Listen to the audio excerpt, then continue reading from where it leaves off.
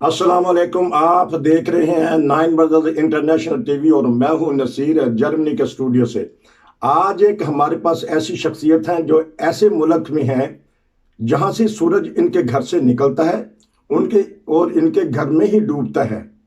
हम उनके पास जल्दी से चलते हैं, उनका तारफ हासिल करेंगे और हम चलते हैं सीधा न्यूजीलैंड।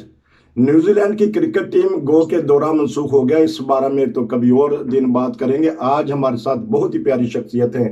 जी अस्सलाम वालेकुम। वालेकुम अस्सलाम रहमतुल्लाहि व बरकातहू।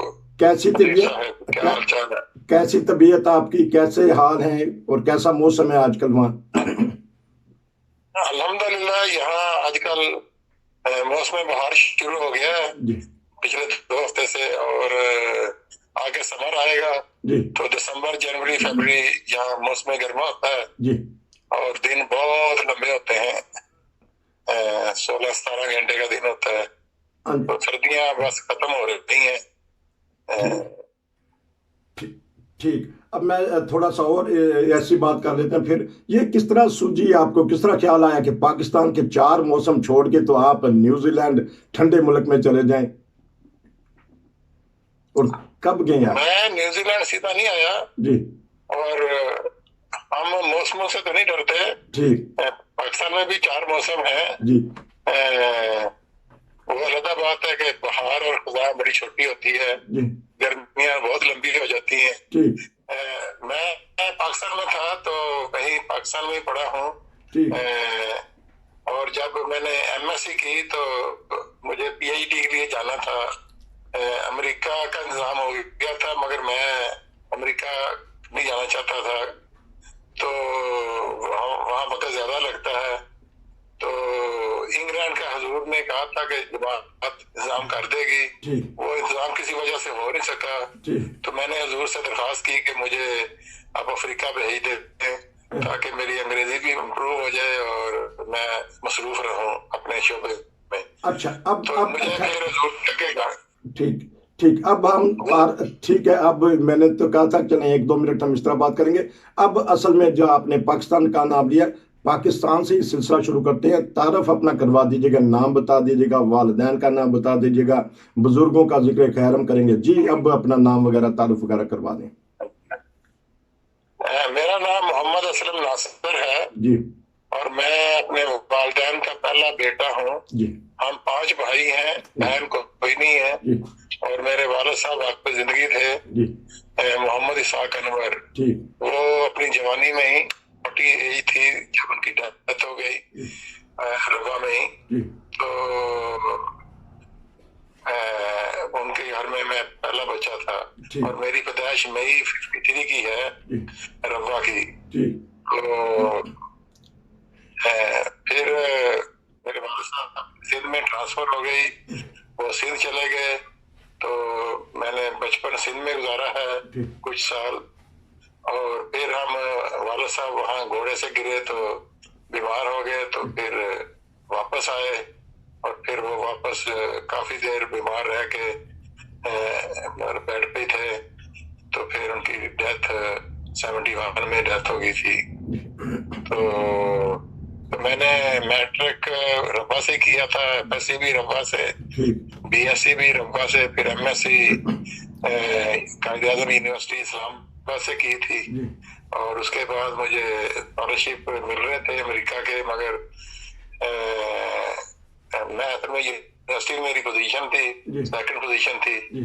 तो पर वो मैं जमात की तरफ से भी नहीं जा सका और यूनिवर्सिटी की तरफ से भी नहीं जा सका। तो मैंने हुजूर से दरख्वास्त की कि मुझे आप अफ्रीका भेज दें। तो मैं घाना चला गया। घाना में 3 साल लगा के तो मेरा कॉन्ट्रैक्ट खत्म हो रहा था जनवरी में, जनवरी 82 में। तो मेरा प्रोग्राम था कि किसी ऐसी जगह जाऊं जहां मेरा वक्त ज़ाया ना हो। तो ये जो साउथर्न हेमिस्फीयर है, ऑस्ट्रेलिया, न्यूजीलैंड, यहाँ एकेडमिक साल फरवरी में शुरू होता है क्योंकि गर्मियों की छुट्टियां खत्म होती हैं तो फिर शुरू होता है।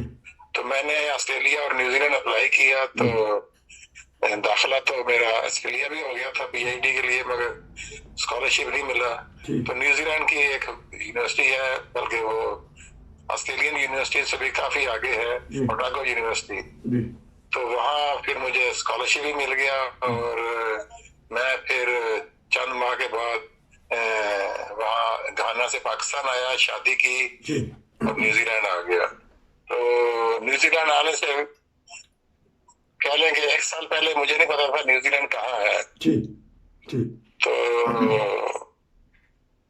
ऑस्ट्रेलिया का थोड़ा सा इल्म था कि वो लोग उसको काला पानी कहते हैं जी, मगर न्यूजीलैंड का इल्म नहीं था। मेरे ज़हन में था कि ये शायद यूरोप का ही कोई शहर है, तो मुल्क है, मगर जब पता लगा वो तो दुनिया के कोने में है और ऑस्ट्रेलिया से भी नीचे है, रियली काला पानी है। तो बहरहाल चूंकि अपॉर्चुनिटी मिली थी आने के लिए तो आ गया। अच्छा, अब पता कर लेते हैं रबवा की यादें, क्योंकि आपने रबवा में गुजारा और प्राइमरी कौन से कच्चे बाजार में हासिल तालीम की के किसी और गए थे? वहाँ सुना था कि कच्चा बाजार का। जी बताइए। रबवा में मैंने जो पहले 4 साल हैं वो तो जो प्राइमरी स्कूल के पहले वो सिंध में गुजारे थे जी। तो सिंध में हम सिर्फ 5-6 घर थे और उसमें से 2 या 3 घर अहमदियों के थे जी। तो हम कोई 7-8 बच्चे थे, तो हमारे एक टीचर थे, उनके इर्द गिर्द हम बैठ जाते थे। तो कच्ची में तो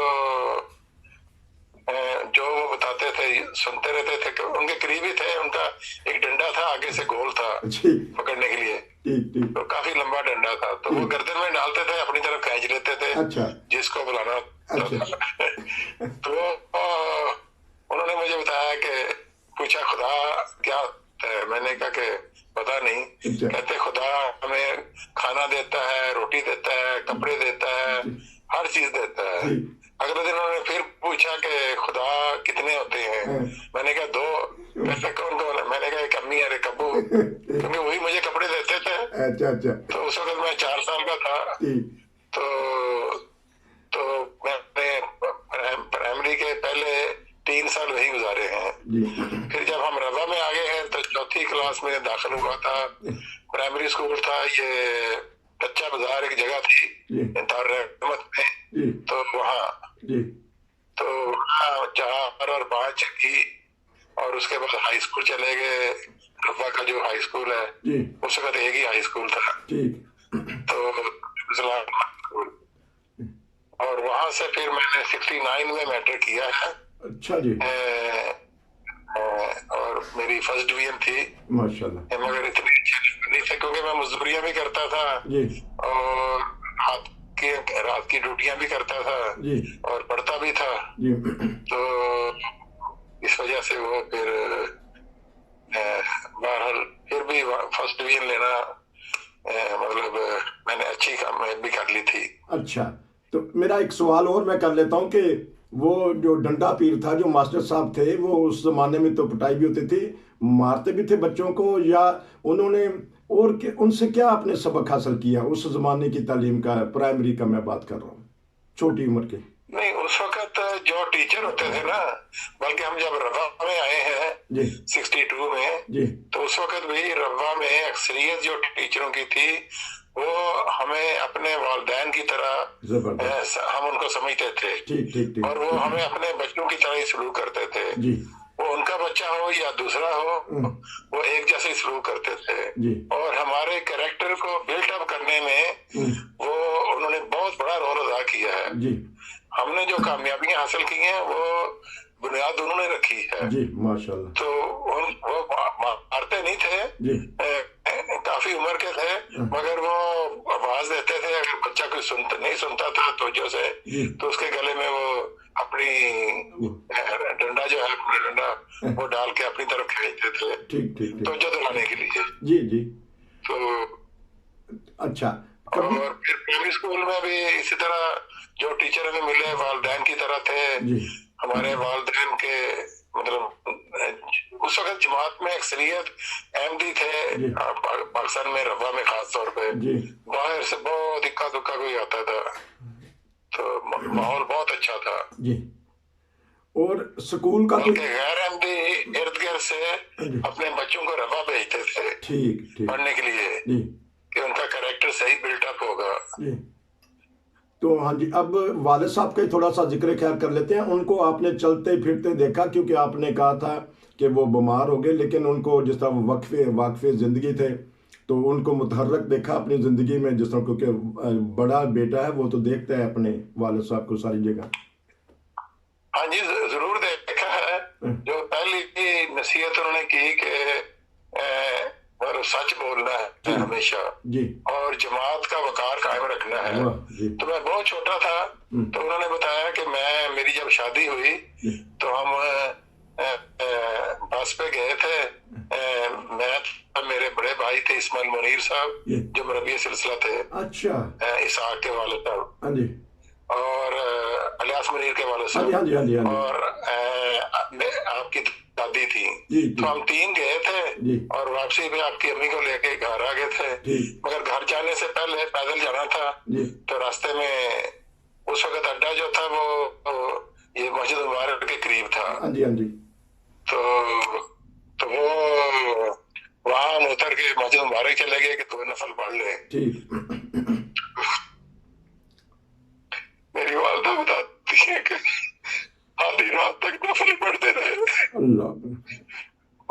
उनके 2 नफल खत्म भी नहीं होते थे। मैं बैठी इंतजार कर रही हूँ, शायद ही मेरी पहली रात। बहरहाल तो उनकी दुआओं से फिर मेरी पैदाइश हुई कोई 1.25 साल के बाद। फरवरी में उनकी शादी हुई थी, फरवरी 52 में, और मई 53 में मेरी पैदाइश हुई। तो बहुत ज्यादा दयानतदार थे। जब हम रफा में आ गए हैं तो जब मैं हाई स्कूल गया हूँ 6वीं में, तो मुझे उन्होंने एक पेन खरीदा। उस वक्त पेन होते थे फाउंटेन पेन जिसमें स्याही भरी होती थी। तो जब वो स्याही खत्म होगी, जब खरीदा था तो स्याही थी, तो मैंने इस्तेमाल किया। और ये बॉल पॉइंट वगैरह उस वक्त शायद हो, मगर अमीरों के पास हो गए। रफा में मुझे तो नहीं गए थे। तो मैं उनके दफ्तर गया, वहां बात पड़ी हुई थी स्याही की। तो मैंने वो अपना जो था पेन वो स्याही से भर लिया। इधर से आ गए, एम्पायर गए हुए थे। तो उन्होंने मुझे देखा, ये तो जमात की प्रॉपर्टी है, ये आपने क्यों डाली है? वो इतना सख्त नाराज हुए। तो वो कहते ये वापस डालो। मैंने सारी वापस डाल दी। फिर उन्होंने मुझे कि मैं उनके दफ्तर में जो लिफाफे आते हैं मेल में, उनको फाड़ के कापी बना सकता हूँ सी के। या हर दूसरे दिन लिफाफे ले आता था, उनको 3 तरफ से काट के या 2 तरफ से काट के तो खोल लेता था। तो खोल के तो उनको मैं सी लेता था। तो वो मेरी कॉपी होती थी। तो एक दिन मैं जब दफ्तर में नहीं थे, तो वहाँ एक कागज पड़ा हुआ था A4 साइज का, और वो एक तरफ से उन्होंने अपना हिसाब किताब लिखा हुआ था। वो चूंकि अकाउंटिंग का काम करते थे, तो छोटे छोटे लफ्ज लिखे हुए थे ताकि ज्यादा इस्तेमाल हो जाए। मगर दूसरी साइड अभी खाली थी। मैंने वो कागज भी उठा लिया और अपने जो लिफाफे थे उनके साथ रख लिया। वो जब आए दफ्तर में, उन्होंने देखा, कहते नहीं ये तो जमात की प्रॉपर्टी है। मैंने कहा ये इस्तेमाल हो गया है। कहते नहीं, एक साइड से इस्तेमाल हुआ है, मैंने अभी दूसरी साइड से 2 दिन चलाने हैं, तो मैं इसी को यूज करता हूँ, तो ये वापस रखे। वो उन्होंने मुझे कहा कि वापस रख दे। तो ये था उनका तरीक। उसके अलावा अलबत्ता दुआएं बहुत करते थे। मुझे भी सुबह उठा लेते थे, तो मैं भी था। अब सिंध में जब हम थे, तो मैं मेरा ख्याल 6 या 7 साल का होऊंगा, तो वो किसी दूसरी जगह दूसरे गांव में गए हुए थे, मगर मुझे इल्म नहीं था। मैं सुबह उठा नमाज के लिए और चला। तो रात को क्योंकि बारिश हुई थी और हमारी जो कच्ची दीवार थी बाहर की वो गिर चुकी थी, तो जहाँ दरवाजा था वहां मड थी दीवार के।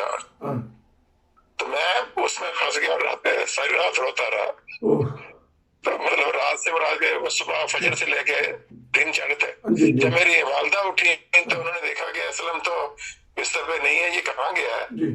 तो उनके ज़हन में आया कि मस्जिद गया होगा, मगर गया किस तरह? अकेला है, वाले साहब तो बाहर गए हुए हैं। तो वो बाहर आए, तो उनको फिर चीखने की आवाज आई, तो वो फिर मुझे मिट्टी में से निकाला और धोया। तो बड़ी सख्ती से नमाजों की पाबंदी कराते थे, मेरी वालदा भी और मेरे वालिद साहब भी। हाँ जी। अच्छा। तो अच्छी आदत भी उन्होंने मुझे डाली है। अगरचे मैंने अपनी जवानी में तहज्जुद बहुत कम पढ़ी है, मगर शुरू कर दी थी। तो ठीक है, आपने इस तरह करते हैं असलम साहब, बहुत ही ईमान अफरोज वाक़यात बता रहे हैं वालिदैन को और औतात निज़ाम के और अमानत के और दयानत के। और ये वही सजदे थे ये जो आपके वालिद गिरामी ने किए, नमाजें पढ़ी, और जो उसके बाद अल्लाह ताला ने उनको और ज़हीन तरीन बेटे अता किए। आखिरी 2 मिनट हम सिर्फ न्यूजीलैंड पे कर लेते हैं, इंशाल्लाह आपसे वो सारी ज़िंदगी का पता करेंगे कि कभी आपने सोचा था कि एक सिंध के छोटे से गांव में पढ़ने वाला बच्चा न्यूजीलैंड में आके पीएचडी की डिग्री हासिल करेगा और बाइज्जत तौर पे माशाल्लाह एक आप हुकूमत में भी माशाल्लाह बाइज्जत तौर पे गिने जाते हैं कि भी उस मुआशरे में जमात में भी, कभी सोचा था आपने कि ऐसा मामला हो जाएगा? 2 मिनट है फिर इस पहले प्रोग्राम का। जी। हम सिंध में नूरनगर फार्म में रहे हैं, वो विलेज भी नहीं था जी। जो करीब स्टेट करीब जगह थी वो मोहम्मदाबाद स्टेट था। ठीक ठीक ठीक। और मतलब गांव भी नहीं था वो ना, सिर्फ एक फार्म था जी। और उस वक्त तो यही ख्वाहिश थी कि हम थोड़ा सा पढ़ लें जी। तो मेरा टारगेट ये था कि मैं मैट्रिक कर लूं। मेरे वालिद साहब की ख्वाहिश थी कि मैं मैट्रिक करके किसी टेक्निकल के साथ या डिप्लोमा कर लूं या टेक्निकल काम सीख लूं, बिजली का या एयर कंडीशन और फ्रिज वगैरह का, तो ताकि छोटे बच्चे जो हैं, छोटे बेटे मेरे भाई, वो भी पढ़ जाए तो घर का खर्चा चलना शुरू हो जाएगा। तो उनकी ख्वाहिश थी कि मैं मैट्रिक के बाद कोई ऐसा कोर्स कर लूं जिससे मुझे इलेक्ट्रीशियन में बन जाऊं। तो मैं उसके सिलसिले में मैंने कोशिश भी की। मैट्रिक का इम्तिहान करने के बाद पास का रिजल्ट आ गया तो मैं फिरता रहा इधर उधर कि कोई जॉब मिल जाए। तो जब जॉब नहीं मिला तो मैं बाहर चला गया, पैसे थोड़े से रख लेता था जेब में। फिर मैं पिंडी तक गया था, वहाँ कोशिश की जॉब की, टेक्सला भी बल्कि गया था, वहाँ कुछ नहीं मिला। तो फिर जब मेरे पास 3 रुपए रह गए तो मैं वापस आ गया, क्योंकि 3 रुपए 3 आने कराया था वापस रब्बा आने का पिंडी से। तो मैं 3 रुपए लेके फिर कुछ पैदल आया था, तो रब्बा पहुंच गया था। तो फिर मैं गलियों में फिरता था, छोटे छोटे जॉब करता था, लिफाफे बना के बेचता था, कुलियों का काम किया और घरों में आटा पिसवा देना, पानी ले आना उनका मीठा पानी। तो फिर वो मेरे वालिद साहब के एक आगे थे, हेड थे, मियां अब्दुल रहीम अहमद, हज़रत खलीफा सानी के दामाद थे। अच्छा असलम साहब, इस तरह करते हैं कि ये हमारे पास अब वक्त थोड़ा है, पहले प्रोग्राम का वक्त अब ख़त्म हुआ चाहता है। हमारे पास बहुत ही प्यारी शख्सियत हैं, वो अपने हालात ज़िंदगी बता रहे हैं। नाज़रीन, अगर आपके पास भी ऐसे वाक़यात हैं तो ये हमारे पे कर्ज़ है, हमने आने वाली नस्लों को बताना है कि हमने ज़िंदगी में क्या क्या हालात देखे हैं। जुड़े रहिए 9 बजे के साथ, फिर मिलेंगे। अस्सलाम वालेकुम।